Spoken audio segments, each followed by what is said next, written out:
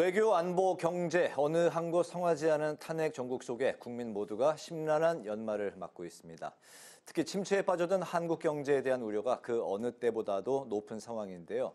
오늘은 국회 정무위원이신 김현정 더불어민주당 의원과 전화로 연결해서 탄핵 정국에 따른 한국 경제 상황을 비롯한 정치 현안 살펴보겠습니다. 의원님 안녕하십니까?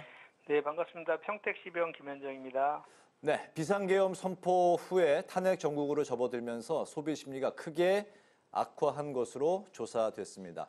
국회 정무위원으로서 지난 박근혜 전 대통령 탄핵 당시 어수선한 정국 속에 설 명절 특수까지 그때 그 상황이 이어지면서 농수축산물 소비자 물가 지수가 2배 넘게 치솟은 점을 짚어주신 바가 있는데요. 현재 시국에서 민생 경제 등 가장 우려되는 부분, 그리고 또 적절한 대응책은 어떤 게 있다고 생각하시는지요? 네, 지금 가장 우려되는 부분은 내수 경제 침체하고 물가 급등이 가장 이제 우려되는 부분인데요. 네. 지금 그 비상계엄 선포 사태로 인해서 소비 심리가 크게 위축되어 있습니다. 특히 이제 환율 급등으로 인해서 그 물가도 지금 되게 상승 압력이 대단히 높아지고 있는 그런 상황인데, 특히 이제 수입 원재료 비중이 높은 식품 산업이라든지 외식 산업 같은 경우는 물가 인상의 압력이 다른 저기에 대해서 더 커질 것으로 예상이 되고요.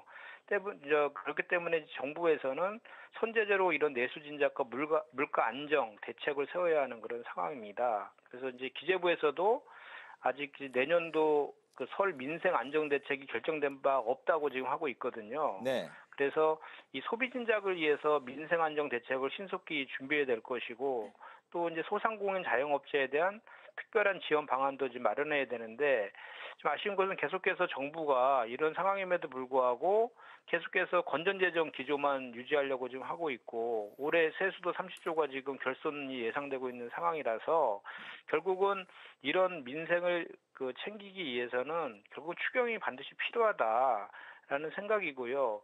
지금 한국은행 총재까지도 추경의 필요성을 지금 언급하고 있는 그런 상황 아닙니까? 그래서 이렇게 추경을 통해서 소비 진작과 소상공인 자영업자에 대한 대책이 마련이 좀 필요하다고 보고, 또 하나는 이제 공정거래위원회에서도 이제 가격 담합 등이 이제 예상이 되거든요. 소비자 물가가 올라가게 되면. 그래서 시장 감시를 강화하고 불공정 거래 행위에 대해서는 강력히 단속하겠다, 이런 시그널을 줘야 할 필요가 있다고 생각합니다. 그리고 무엇보다도 아시겠지만 탄핵 국면을 조속히 마무리 짓고 국정을 안정시키는 것이 가장 중요하다, 이렇게 생각합니다. 네.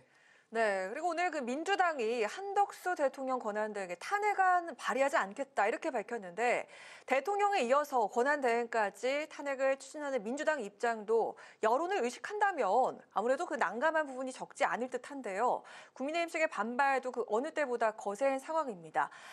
그럼에도 불구하고 탄핵을 추진하는 민주당의 솔직한 입장과 계획이 궁금한데요.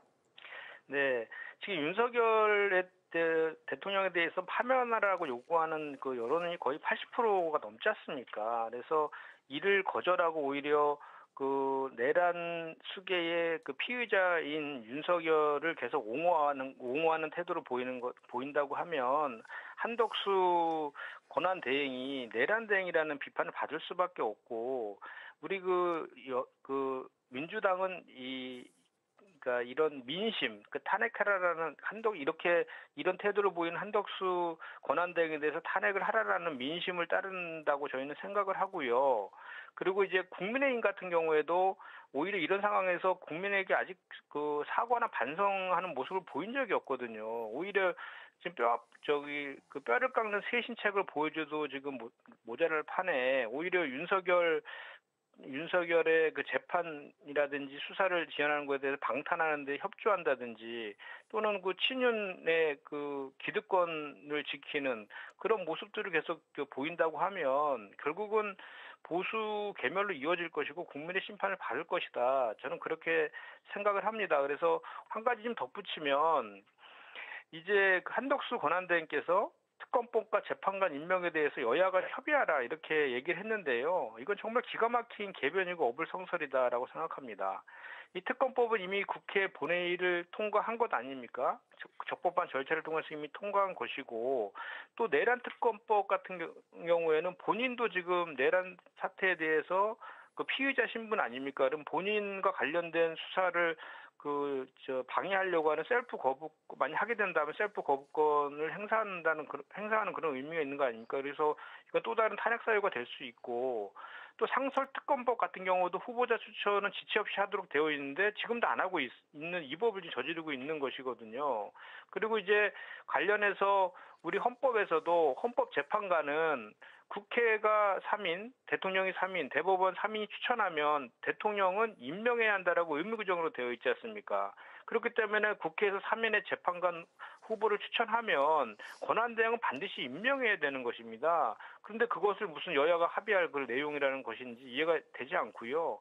그리고 탄핵 의결정죽수 관련해서도 뭐 총리 시절에 했던 이원하고 이법적인 그런 행위에 대해서는 그 제적 가반이란 것에 이견은 없는 것이고 다만 이제 권한대행 시절에 했던 이원적이고 위법적인 그 행위에 대해서는 그 제적의 가반 이상이면 된다라는 그 의견하고 또 200석 이상이어야 된다는 의견이 갈리고 있지만 그 입법조사처에는 가반으로 지금 해석하고 있는 것이고 또 혹여나 종족수 다툼이 있다면 그건 헌재에서 다투면 될 일이기 때문에 지금은 오히려 그 국정 안정하고 민생을 챙기라고 권한대행을 시켜놨는데 이렇게 자꾸 이런 그 윤석열 대통령을 옹호한다든지 이런 태도로 이렇게 간다라고 하면 한덕수 권한대행은 탄핵을 면치 못하는 거죠. 스스로 자초했다고 저는 생각합니다. 네, 오는 26일 첫 회의를 앞둔 여야정 협의체의 귀추가 주목됩니다. 어떻게든 여야정 협의체가 이제